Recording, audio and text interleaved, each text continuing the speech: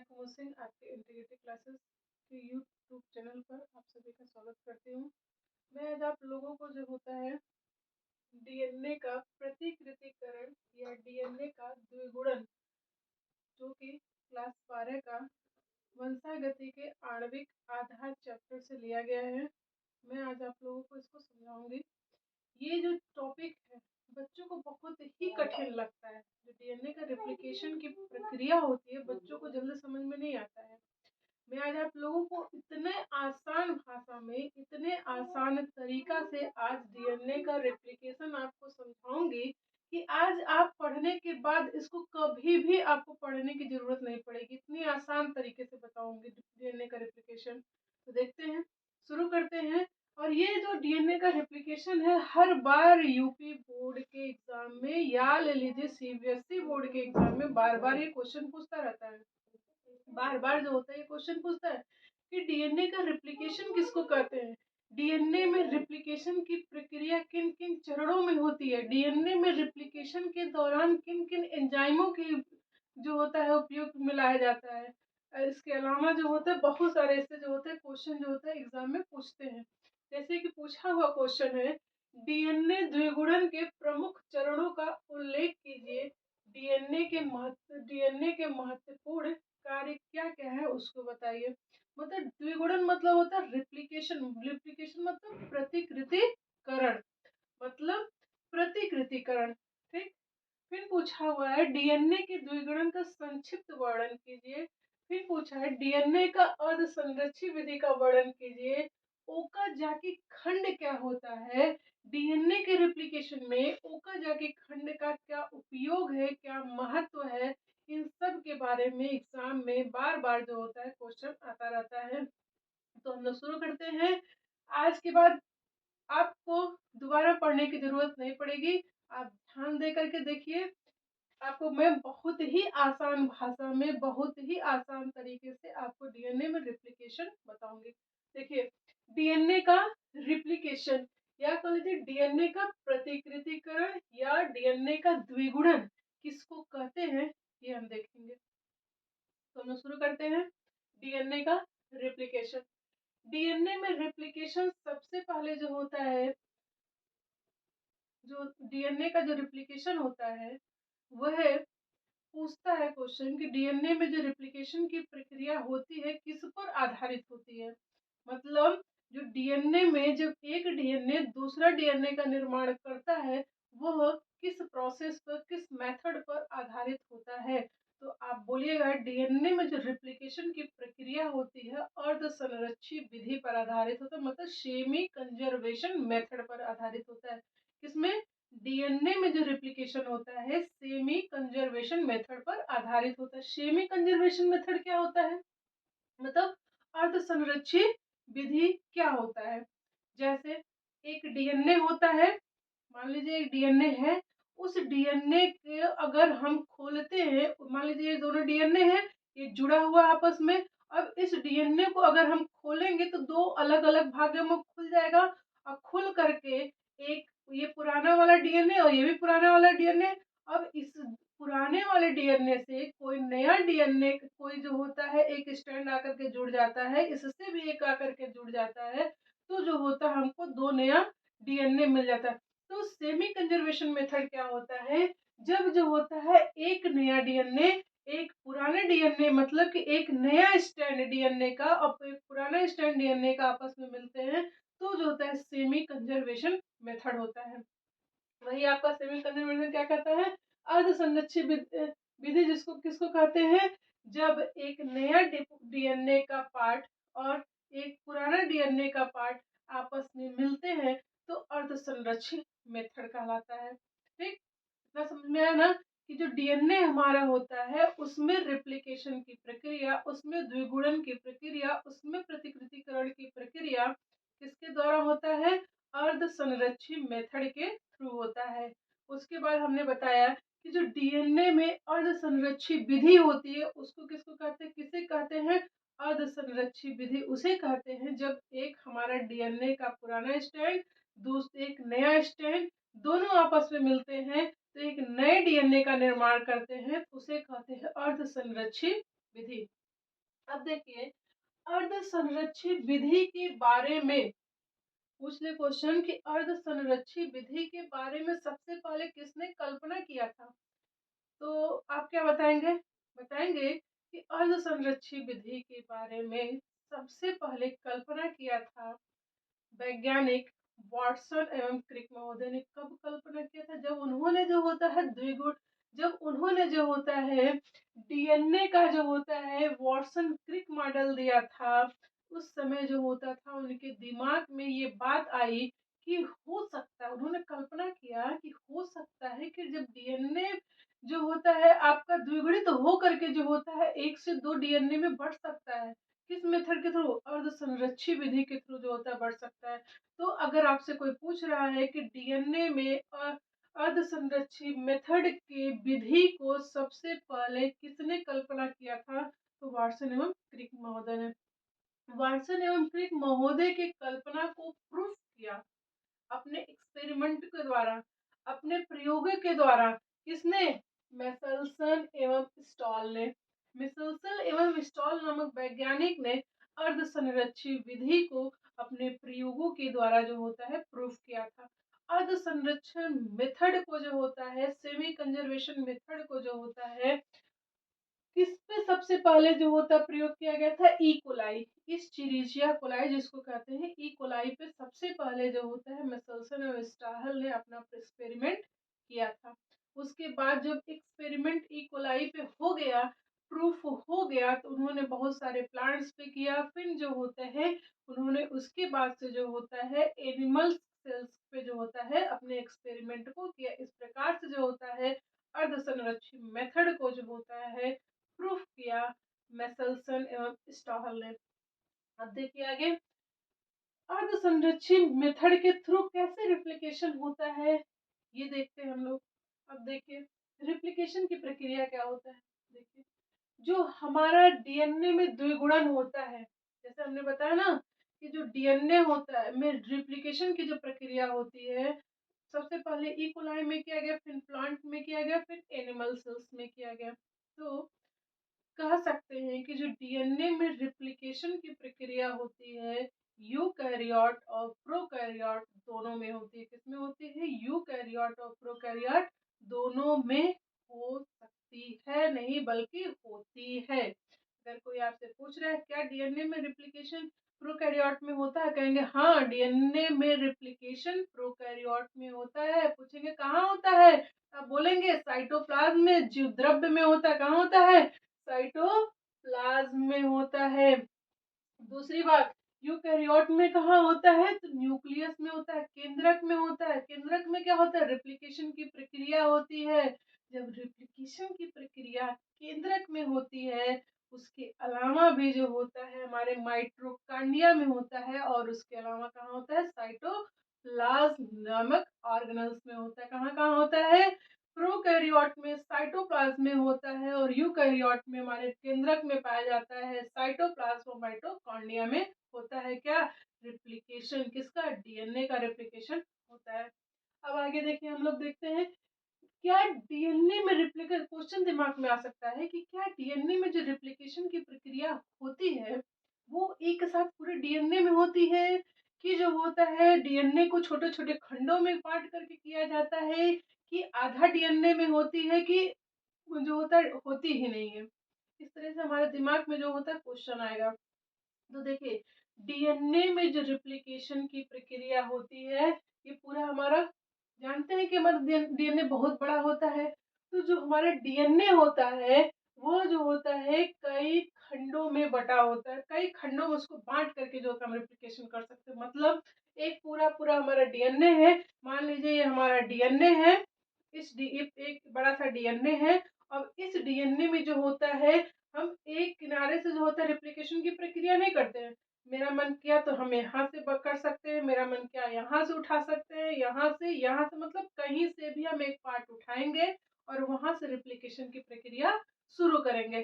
तो डीएनए में अगर पूछता है डीएनए में रिप्लिकेशन जो होता है कहाँ होता है, तो आप कहेंगे डीएनए में एक साथ रिप्लिकेशन की प्रक्रिया नहीं होती है, बल्कि डीएनए को हम छोटे छोटे खंडों में तोड़ेंगे।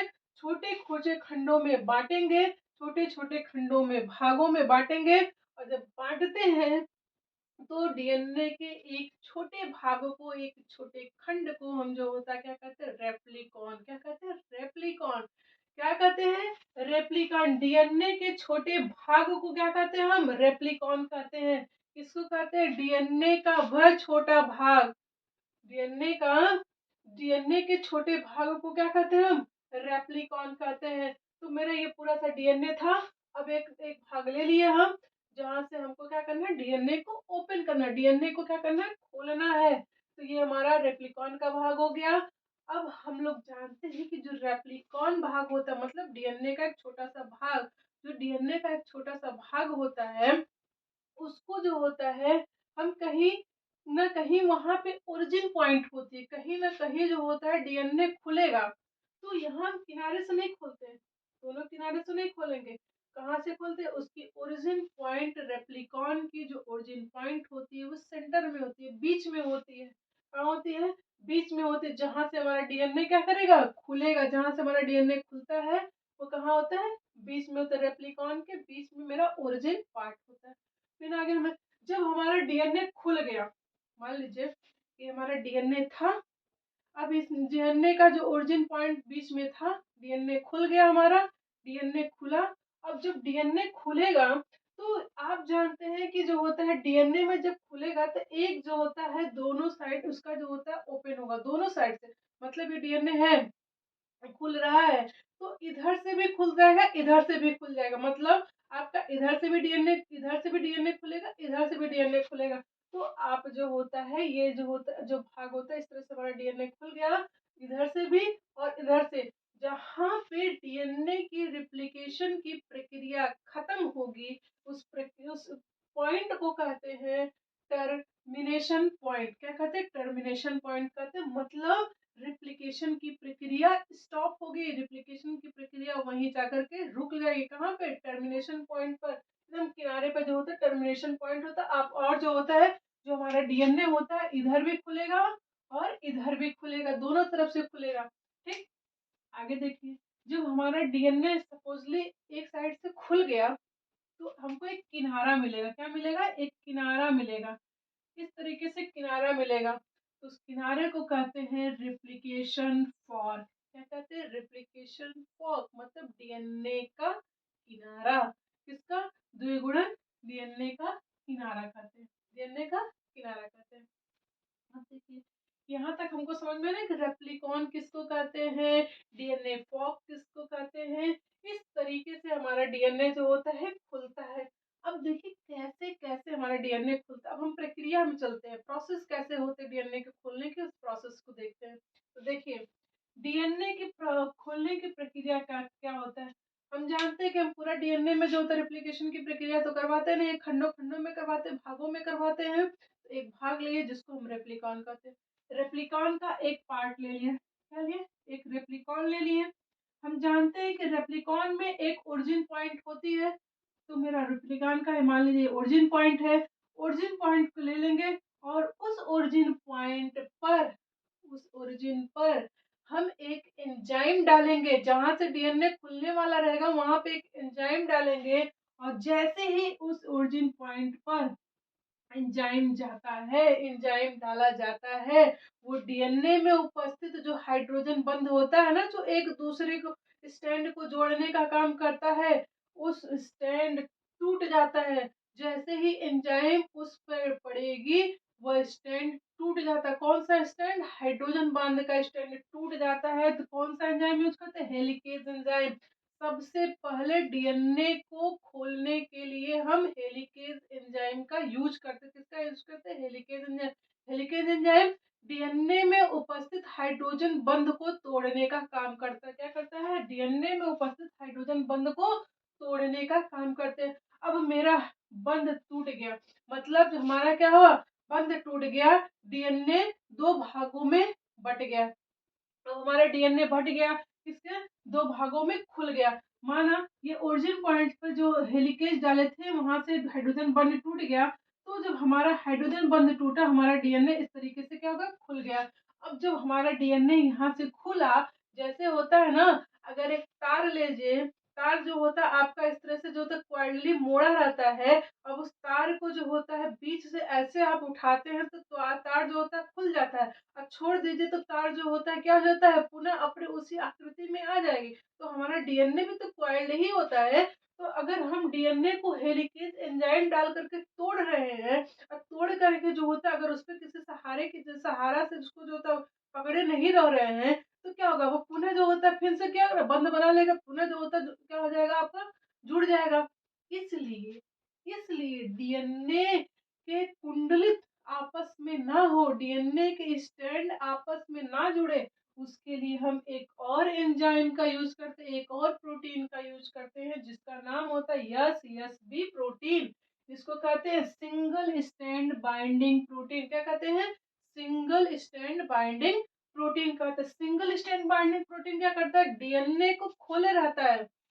जैसे होता है ना कि जो तक तार है, तार जो होता है कॉइल है, अगर बीच में हम लकड़ी लगा देते हैं तो लकड़ी क्या होता है, एसएसबी का प्रोटीन का काम करेगा, एसएसबी प्रोटीन का काम करेगा कौन, लकड़ी। उसी प्रकार डीएनए में भी जो होता है एसएसबी प्रोटीन युक्त लकड़ी हम लगाते हैं, और लगा करके जो होता है हम डीएनए को क्या करते हैं, खोले रखते हैं। अर्थात हम कह सकते हैं डीएनए हेलिकेज एंजाइम के द्वारा जब हाइड्रोजन बंध टूटता है, तो टूटने के बाद जो होता है उसको SSB protein single stand binding protein के थ्रू क्या करते हैं, खोले रखते हैं। क्या रखते हैं, खोले रखते हैं।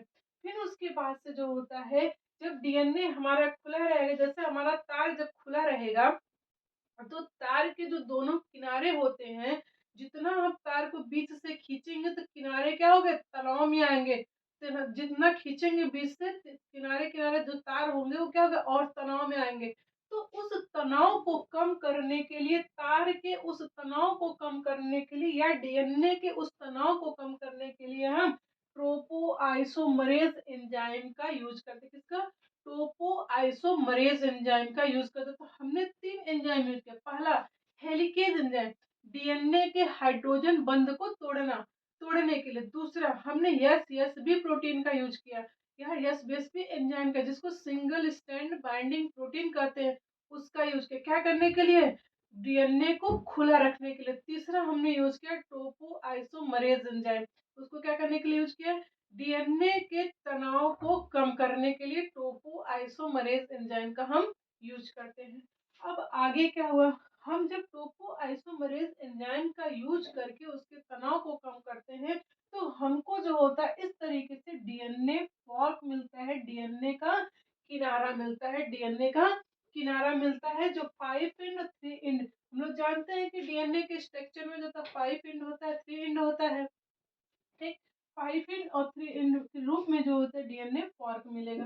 अब बात ये आती है, हमको तो डीएनए फॉर्क मिल गया, डीएनए खुल गया। अब बात ये आती है कि जब हमको डीएनए फॉर्क मिला है, तो उस फॉर्क पर, उस किनारे पर, उस डीएनए के किनारे पे कौन जो होता है बनाएगा डीएनए स्टैंड, कौन बनाएगा, कौन डीएनए को बनाएगा, कौन डीएनए को बनाएगा, क्योंकि हमको नया डीएनए बनाना है, डीएनए का रिप्लिकेशन करना ना। डीएनए खोल दिए, डीएनए का किनारा हमको मिल गया, डीएनए का किनारा मिला, तो अब ये बात दिमाग में आती है कि कहाँ कैसे हम लोग जो होता है डीएनए बनाएंगे, अब क्या करेंगे। तो देखिए उसके लिए क्या करते हैं, हम एक महत्वपूर्ण एंजाइम, जिसको डीएनए पॉलीमरेज एंजाइम, इसके बिना जो होता है हमारा डीएनए नहीं बनेगा, एक नया डीएनए नहीं बनेगा। किसके बिना, डीएनए पॉलीमरेज एंजाइम के बिना। डीएनए पॉलीमरेज एंजाइम को हम कह सकते हैं DNA dependent DNA polymerase. DNA dependent DNA polymerase मतलब डीएनए पर रख करके डीएनए को बनाना, डीएनए पर रख करके डीएनए को बनाना।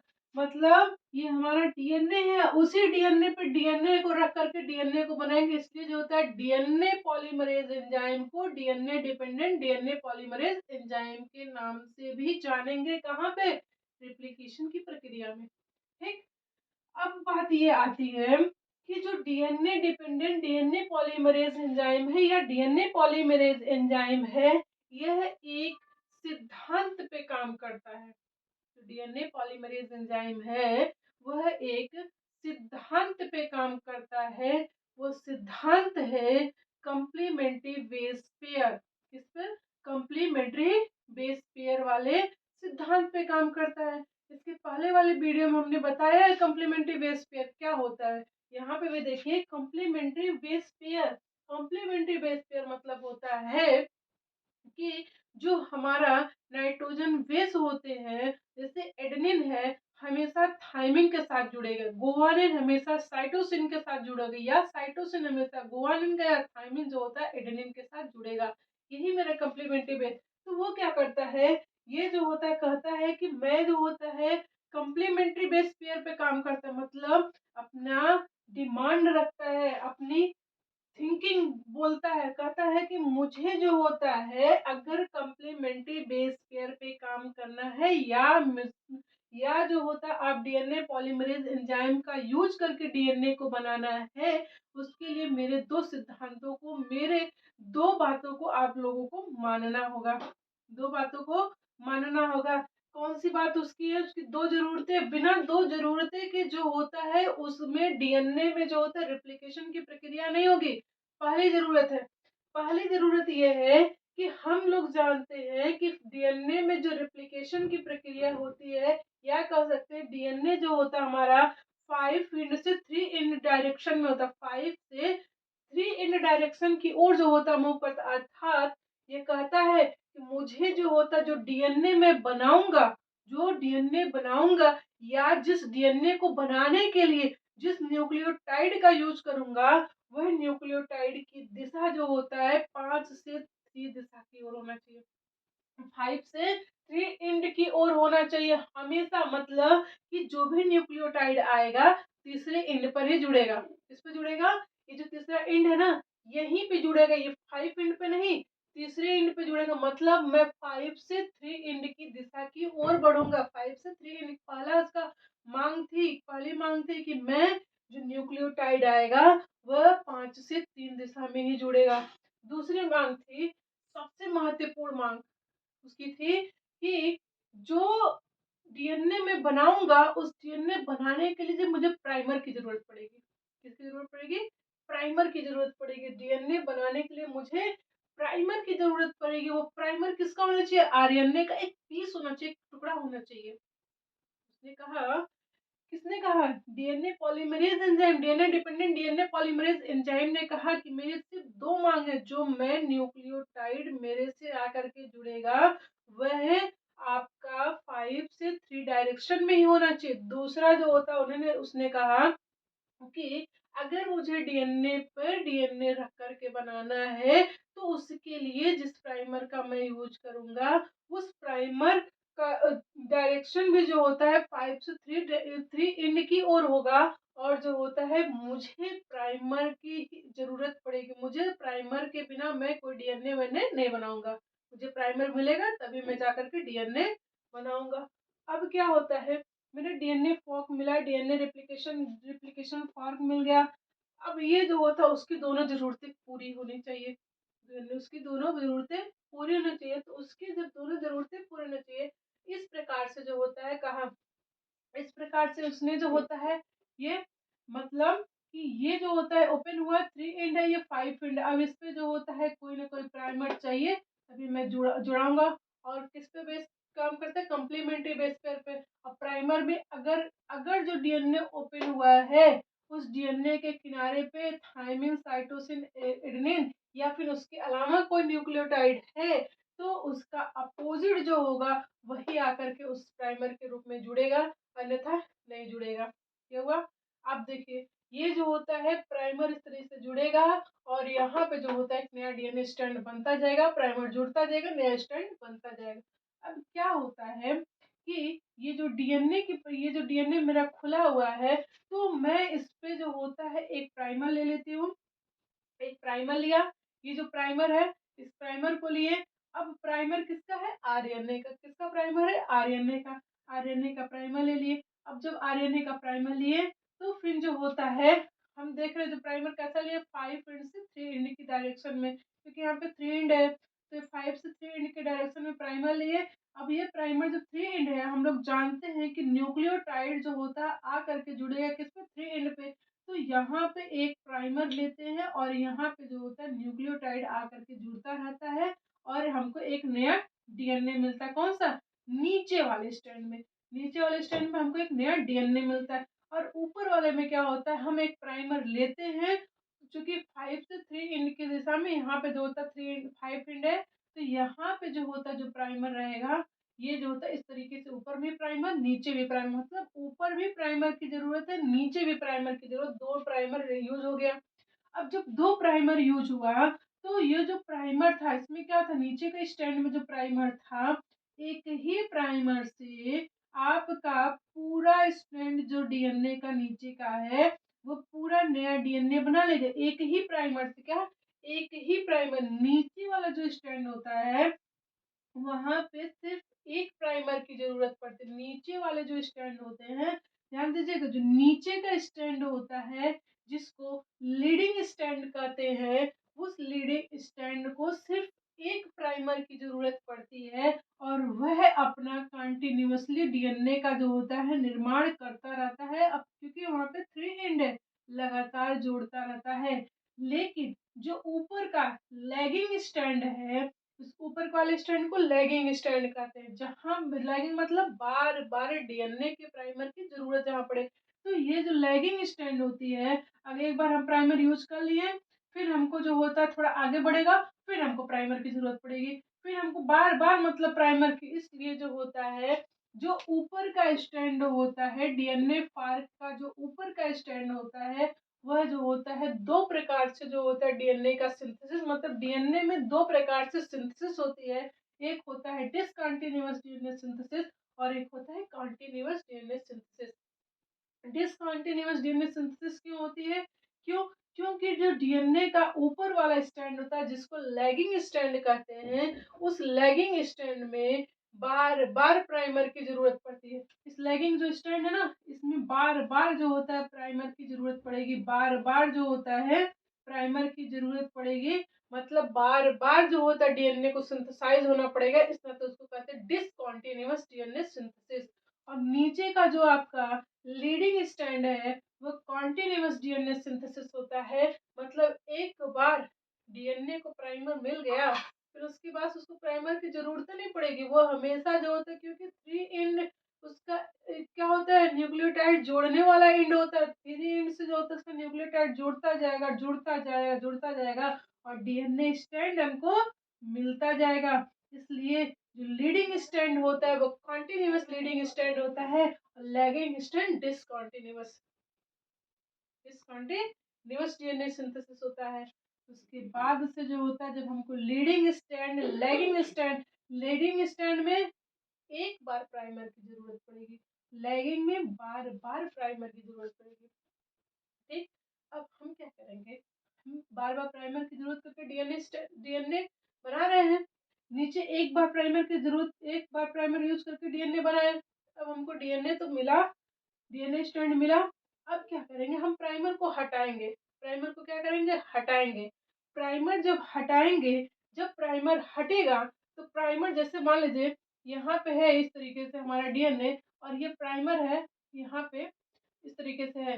प्राइमर जो होता है बीच में था, अब प्राइमर को हटा दिए। जब प्राइमर को हटाएंगे तो ये जो डीएनए होता है थोड़ा और आगे बढ़ेगा, थोड़ा और आगे बढ़ेगा। जब आगे बढ़ेगा तो वो एक दूसरे को जुड़ना भी तो चाहिए। आगे बढ़ा, आगे बढ़ा, इस तरीके से बढ़ेगा, तो इसको सिल करने के लिए कि छोड़े ना, इसको सिल करने के लिए, लॉक करने के लिए हम एक एंजाइम का यूज करते हैं, जैसे डीएनए लाइगेज एंजाइम का। क्या कहते हैं, डीएनए लाइगेज कब यूज होता है, जब प्राइमर मेरा हटाया जाता है, डीएनए थोड़ा आगे बढ़ता है और बढ़ करके पीछे वाले डीएनए से जुड़ता है, और जुड़ता है तो उसको सिल करने के लिए हम लाइगेज एंजाइम का यूज करते हैं। और लाइगेज एंजाइम यूज करके जो होता है, हम इसको क्या करते हैं, सिल कर देते हैं। जब लाइगेज एंजाइम यूज करके हम सिल करते हैं, और ये कहाँ पे लाइगेज एंजाइम का यूज हम कहाँ पे करते हैं, सिर्फ जो होता है लाइगेज एंजाइम का यूज हम जो होता है कहाँ करते हैं, ऊपर वाले स्टैंड में, क्योंकि वहीं पे तो जो होता है बार बार हम प्राइमर यूज किए हैं। वही ना प्राइमर बार बार यूज किए हैं। अब बार बार प्राइमर यूज किए हैं तो हमको जो होता बार बार जो जोड़ने के लिए जो होता लाइगेज एंजाइम की जरूरत पड़ेगी। तब लाइगेज एंजाइम हम यूज करके जो होता है आपका डीएनए को जोड़ देते हैं। अब डीएनए हमारा जुड़ जुड़ गया। तो इस प्रक्रिया को डीएनए को लाइगेज एंजाइम द्वारा जोड़ने की प्रक्रिया को ओकाजाकी फ्रेगमेंटेशन कहते हैं। क्या कहते हैं? Okazaki fragmentation. यानी बताया गया है कि जब प्राइमर हटने के बाद जो होता है डीएनए फ्रेगमेंटेशन बचता है, मतलब डीएनए का जो पार्ट बचता है उसको जो होता है क्या कहते हैं? ओकाजाकी फ्रेगमेंटेशन कहते हैं। कौन सा का फ्रेगमेंटेशन कहते हैं? देखिए क्वेश्चन में पूछा है ओकाजाकी खंड किसको कहते हैं? ओकाजाकी खंड उसको कहते हैं जब हमारा प्राइमर हट जाता है तो डीएनए का जो पार्ट बचता है, जो डीएनए का फ्रेगमेंट बचता है, उसी को जो होता है ओकाजाकी खंड कहते हैं, ओकाजाकी फ्रेगमेंट कहते हैं। ठीक, इसको कहते हैं डीएनए के प्राइमर। जब हमारा प्राइमर हटता है तो प्राइमर हटने के बाद जो डीएनए का खंड बचता है उसी को जो होता है ओकाजाकी फ्रेगमेंट या ओकाजाकी खंड कहते हैं। अब उस ओकाजाकी खंड को जोड़ने के लिए जो होता है हम किसका यूज करते हैं? लाइगेज एंजाइम का, या डीएनए फ्रेगमेंट को जोड़ने के लिए लाइगेज एंजाइम का यूज करते हैं। अब लाइगेज एंजाइम का यूज करके जो होता है हम क्या करते हैं? एंजाइम को यूज करके इस खंड को जोड़ दिए और इस प्रकार से हमको जो होता है एक डीएनए से दो डीएनए मिल जाता है। इस प्रकार जो होता है हमको एक डीएनए से दो डीएनए मिल जाता है। यही जो होता है डीएनए का रेप्लिकेशन होता है, यही डीएनए का प्रतिकृतिकरण होता है, यही डीएनए का जो होता है द्विगुणन कहलाता है। ये क्वेश्चन बार बार पूछता है एग्जाम में, डीएनए का द्विगुणन क्या होता है? टिप्पणी में पूछता है, लॉन्ग में पूछता है, शॉर्ट में पूछता है, बार बार ये क्वेश्चन पूछता है। तो डीएनए का रेप्लिकेशन आप लोगों को, उम्मीद है कि आप लोगों को समझ में आया होगा।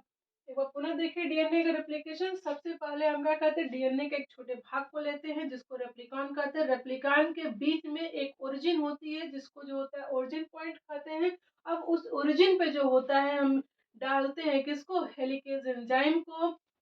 उस ओरिजिन पे जब हेलिकेज एंजाइम को डालते हैं तो हेलिकेज एंजाइम उसको क्या करता है? हाइड्रोजन बंध को तोड़ देता है। जब हाइड्रोजन बंध टूटता है तब हमारा डीएनए बीच से खुल जाता है और उस खुले हुए भाग को जो होता है उन्हें वो भाग जो होता है कुंडलित ना हो उसके लिए जो होता है एसएसबी प्रोटीन का यूज करते हैं, सिंगल स्ट्रैंड बाइंडिंग प्रोटीन का यूज करते हैं। और सिंगल स्ट्रैंड बाइंडिंग प्रोटीन कर यूज करके जब हम डीएनए को खुले रहते हैं तो डीएनए के जो दोनों किनारे होते हैं तनाव मुक्त रहे उसके लिए जो होता है हम टोपो आइसोमरेज एंजाइम का यूज करते हैं।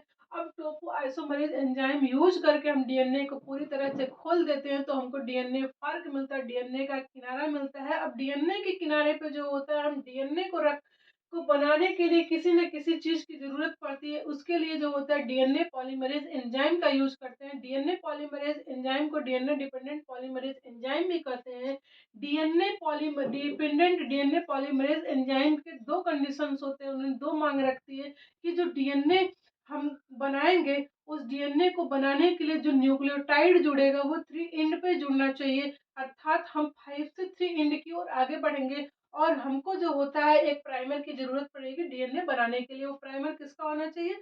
आरएनए का प्राइमर। अब प्राइमर रख करके जो होता है हम क्या करते हैं? डीएनए को बनाते हैं तो डीएनए का जो नीचे वाला भाग होता है, जो नीचे वाला स्टैंड होता है उसको हम लीडिंग स्टैंड कहते हैं। लीडिंग स्टैंड पर अगर एक बार प्राइमर यूज करते हैं उससे जो होता है हम एक नया डीएनए का फॉर्मेशन करते हैं। लेकिन लीडिंग स्टैंड पे जो होता है बार बार प्राइमर के यूज होता है, इसमें से उसको जो होता है डिसकंटिन्यूअस स्टैंड भी कहते हैं, डिसकंटिन्यूअस डीएनए सिंथेसिस भी कहते हैं। या और नीचे जो लीडिंग स्टैंड होता है उसको जो होता है कंटिन्यूअस डीएनए सिंथेसिस कहते हैं। और इस तरीके से जो होता है कंटिन्यूअस डिसकंटिन्यूअस डीएनए सिंथेसिस के थ्रू जो होता है हमको जो होता है इस तरीके से आपका जो होता है एक स्टैंड प्राप्त होता है। अब हम प्राइमर को क्या करते हैं? हटाते हैं। प्राइमर हटाने के लिए जो होता है जब हम प्राइमर को हटा देते हैं तो उसको हम कहते हैं जो स्टैंड बचता है डीएनए को उसको कहते हैं ओकाजाकी स्टैंड या डोकाजाकी फ्रेगमेंट बनता है। अब ओकाजाकी फ्रेगमेंट को जो होता है जोड़ने के लिए एक एंजाइम यूज करते हैं जिसको हम क्या कहते हैं? डीएनए लाइगेज एंजाइम या लाइगेज एंजाइम का यूज करते हैं। लाइगेज एंजाइम यूज करने के बाद हम डीएनए के ओकाजाकी खंडों को या डीएनए के फ्रेगमेंट को एक दूसरे से जोड़ देते हैं अब जोड़ने के बाद हमको 2 नया डीएनए का निर्माण हो जाता है, 2 नया डीएनए मिल जाते हैं। इस प्रकार से डीएनए में रिप्लिकेशन खत्म हुआ। बस इतना ही।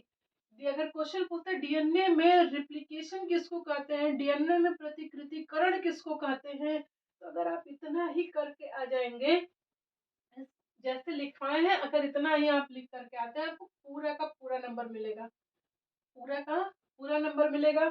अगर आप लोगों को ये वीडियो समझ में आया हो, इसे लाइक, सब्सक्राइब और शेयर करें। धन्यवाद।